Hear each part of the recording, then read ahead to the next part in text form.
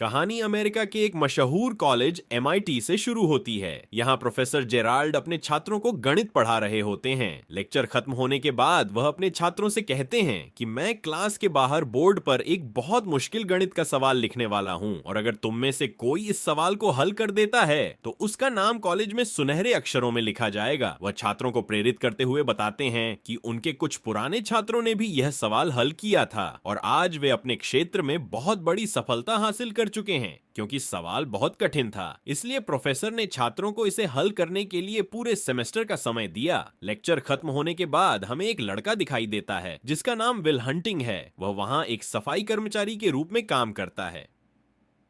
Will board पर लिखा हुआ वह गणित का सवाल देखता है। बाद में जब वह घर जाता है तो बाथरूम के शीशे पर उस सवाल को हल करने की कोशिश करने लगता है।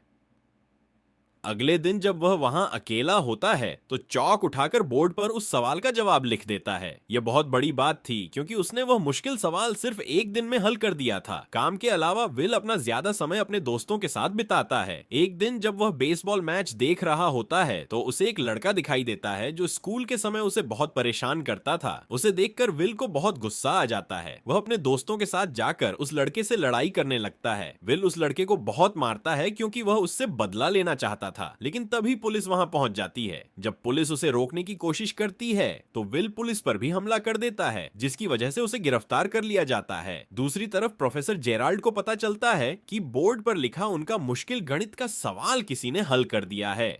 वह तुरंत जाकर देखते हैं और हैरान रह जाते हैं क्योंकि जवाब बिल्कुल सही होता है।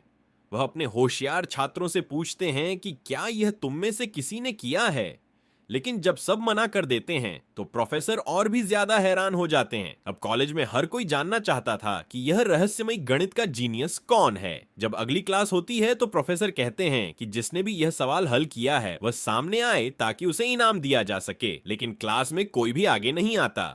तब प्रोफेसर बोर्ड पर एक और सवाल लिखते हैं। वह कहते हैं कि इस सवाल को हल करने में मुझे 2 साल लगे थे। अब अगर वही जीनियस यहाँ है तो शायद वह इसे भी हल करने की कोशिश करेगा। इसी समय विल जेल से बाहर आता है और अपनी सफाई का काम करने वापस कॉलेज पहुंच जाता है। वह उस नए सवाल को देखकर तुरंत उसे हल करना शुरू कर देता है। तभी प्रोफेसर जेराल्ड अपने ऑफिस से बाहर आते हैं और विल को बोर्ड पर लिखते हुए देख लेते हैं। उन्हें लगता है कि शायद वह बोर्ड खराब कर रहा है, लेकिन विल प्रोफेसर को अपनी तरफ आते देख वहां से भाग जाता है। जब प्रोफेसर बोर्ड देखते हैं तो हैरान रह जाते हैं क्योंकि विल ने वह सवाल भी हल कर दिया था, वह सवाल जिसे हल करने में उन्हें 2 साल लगे थे।